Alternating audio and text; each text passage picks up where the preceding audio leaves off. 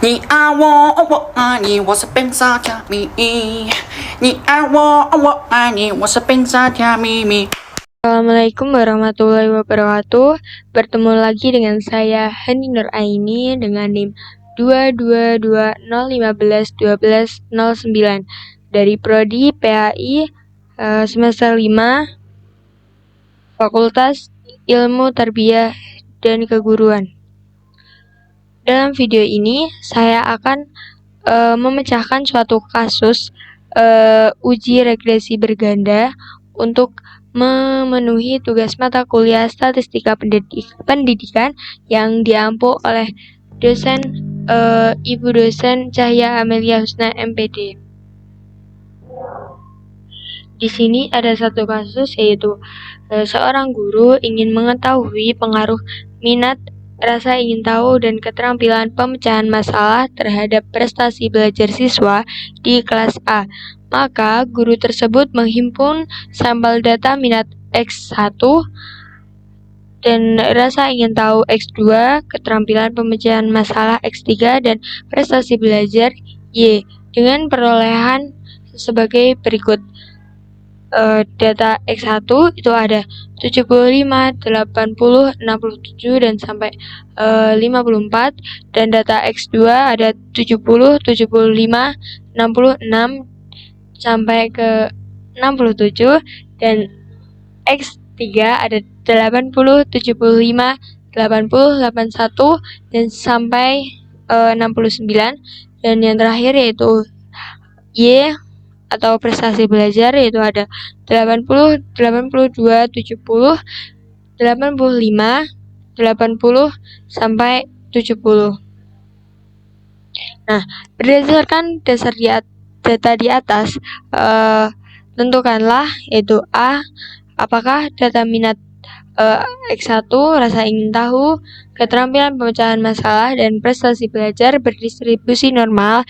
Dan pertanyaan kedua yaitu apakah minat, rasa ingin tahu, keterampilan pemecahan masalah, dan prestasi belajar memiliki hubungan yang linear.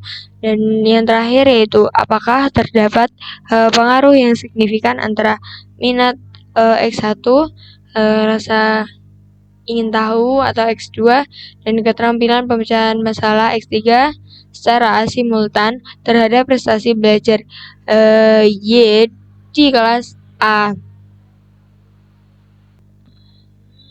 Nah, untuk memecahkan masalah ketiga masalah tadi, yang pertama yaitu kita siapkan data. Di sini data saya sudah siapkan di Excel. Lalu langkah yang kedua yaitu kita buka aplikasi SPSS kita terlebih dahulu. Setelah itu kita masukkan datanya.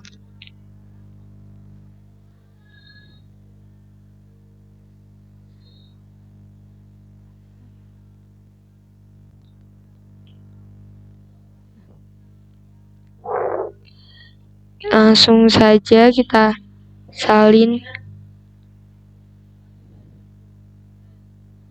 ke SPSS.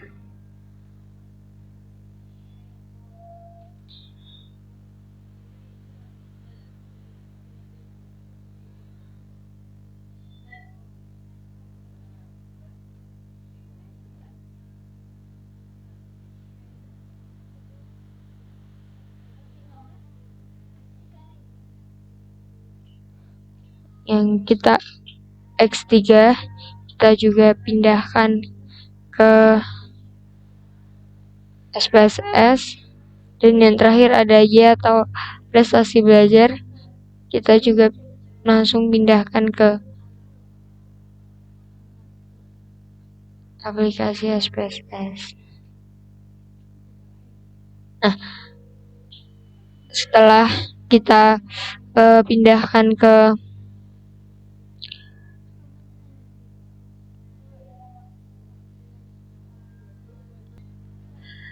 Setelah kita masukkan data ke aplikasi SPSS, data masih berupa desimal.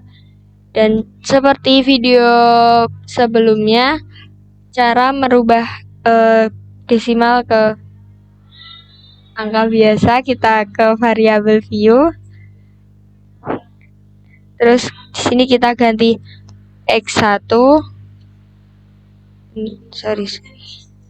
X1, lalu X2, X3, dan Y. Desimalnya kita nolkan terlebih dahulu.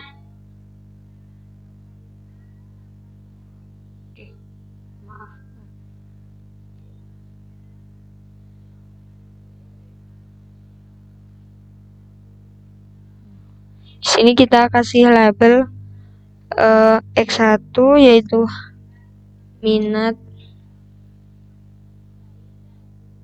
lalu X2 yaitu rasa ingin tahu, dan X3 keterampilan pemecahan masalah.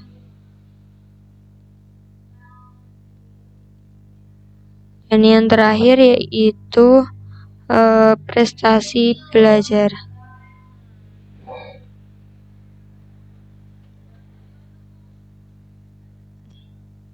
Ini kita ganti scale semuanya.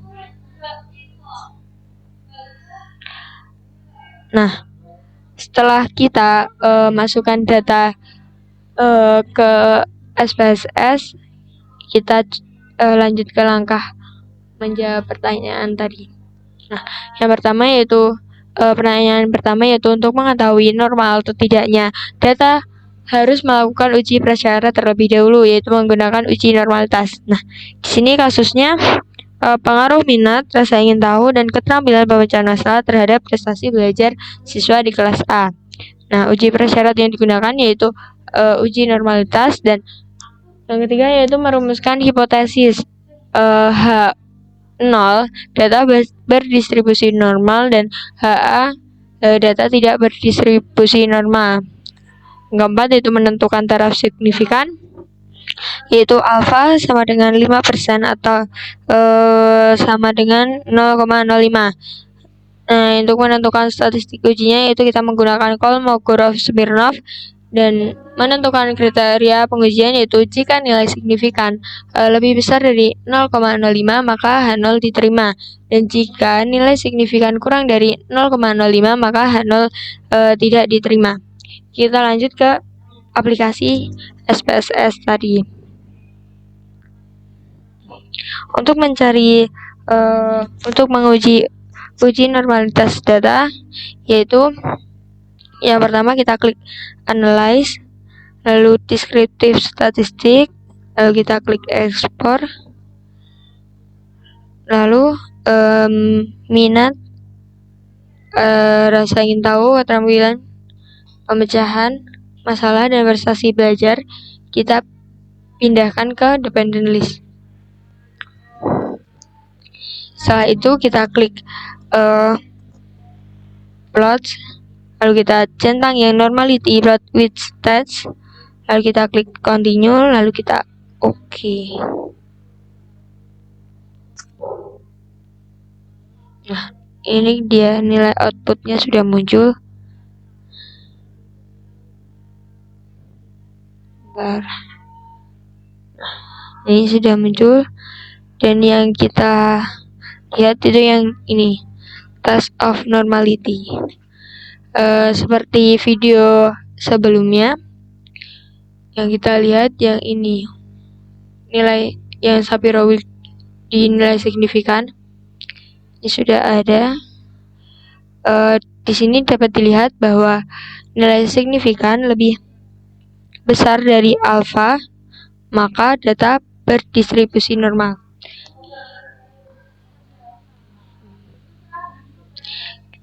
Kita salin, ini kita salin ke. Nah, berdasarkan output di atas, nilai signifikannya adalah lebih dari 0,05. Maka dapat disimpulkan bahwa 0 diterima dan datanya berdistribusi normal. Setelah soal yang A terjawab, kita lanjut ke pertanyaan yang B, yaitu apakah minat, rasa ingin tahu, dan keterampilan pemecahan masalah dan prestasi belajar memiliki hubungan yang linear. Nah, di sini uji prasyarat yang digunakan yaitu uji linearitas. Dan untuk merumuskan hipotesisnya yaitu H0 terdapat hubungan yang linear secara signifikan antara X1, X2, X3 terhadap Y. Dan HA tidak terdapat hubungan yang linear secara signifikan antara X1, X2, X3 terhadap Y. Dan menentukan taraf signifikannya seperti yang tadi, alfa sama dengan 5% atau 0,05. Dan untuk menentukan statistik ujinya kita menggunakan test of linearity. Dan untuk menentukan kriteria pengujian yaitu jika nilai signifikan lebih dari 0,05 maka H0 diterima. Dan jika nilai signifikan kurang dari 0,05 maka H0 ditolak atau tidak diterima. Selanjutnya kita lanjut ke aplikasi SPSS lagi. Untuk uji linearitas kita klik analyze, lalu compare means, lalu kita klik means. Nah, di sini X1, X2 dan X3 kita pindahkan ke dependent list. Dan untuk data yang Y kita pindah ke independent list. Setelah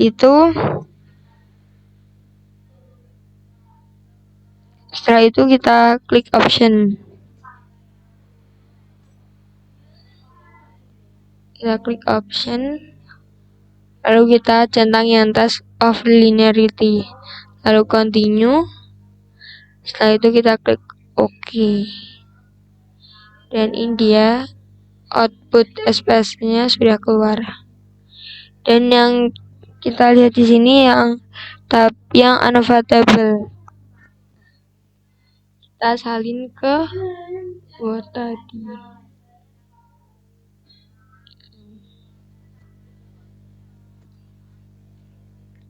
Ini yang kita lihat.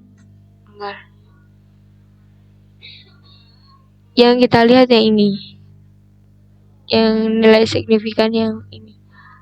Itu baru kita salin ke Word. Nah, berdasarkan output di atas diperoleh deviation from linearity signifikannya yaitu lebih dari 0,05, yaitu ada 0,608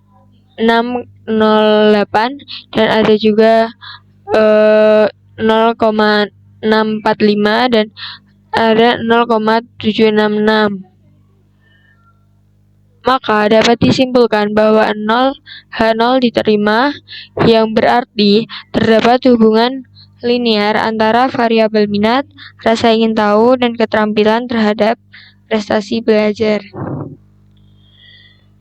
Dan pertanyaan yang terakhir yaitu ada apakah terdapat pengaruh yang signifikan antara minat X1, rasa ingin tahu X2, keterampilan pemecahan masalah X3 secara simultan terhadap prestasi belajar Y di kelas A. Nah, ini uji yang akan digunakan yaitu uji regresi. Dan untuk merumuskan hipotesis yaitu H0 tidak terdapat pengaruh positif antara minat rasa ingin tahu dan keterampilan pemecahan masalah terhadap prestasi belajar, dan HA terdapat pengaruh positif antara minat, rasa ingin tahu, dan keterampilan pemecahan masalah terhadap prestasi belajar. Dan untuk menentukan taraf signifikannya yaitu alfa sama dengan 5% atau 0,05, dan untuk menentukan statistik ujinya yaitu menggunakan regresi linear berganda. Dan untuk menentukan kriteria pengujiannya yaitu jika nilai signifikan lebih dari 0,05 maka H0 diterima, dan jika nilai signifikannya kurang dari 0,05 maka H0 ditolak atau tidak diterima. Lanjut kita ke aplikasi SPSS-nya. Nah, untuk mencari uji regresi linear berganda, kita klik analyze. lalu kita klik regression, lalu kita klik linear. Nah, di sini data prestasi belajar atau Y kita pindahkan ke dependent dan untuk X1, X2 dan X3-nya kita pindah ke independent. Nah, setelah itu kita klik statistik, lalu kita centang yang deskriptif, linearity diagnosis, lalu kita ke yang ini dan lalu kita klik continue. Setelah itu kita klik OK. Sudah keluar output SPSS-nya. Nah, di sini yang kita lihat itu yang ini, yang tabel model summary, ANOVA dan coefficient-nya. Kita salin ke Word. Caranya sudah saya jelaskan di video sebelumnya. Setelah kita tempel ke sini, kita analisis satu persatu. Nah, yang model summary ini berdasarkan output model summary di atas diperoleh bahwa nilai R sama dengan 0,843, artinya tingkat hubungan kuat, dan nilai R square sama dengan 0,711, artinya pengaruh minat, rasa ingin tahu, dan keterampilan pemecahan masalah terhadap prestasi belajar sebesar 71,1% dan 28,9% dipengaruhi oleh faktor lain. Untuk tabel ANOVA ada atau tidaknya pengaruh dapat diketahui melalui output model ANOVA. Nah, berdasarkan output model ANOVA diperoleh informasi berikut, yaitu nilai signifikan 0,003 kurang dari taraf signifikan yaitu 0,05 atau 5%, maka H0 ditolak dan HA diterima.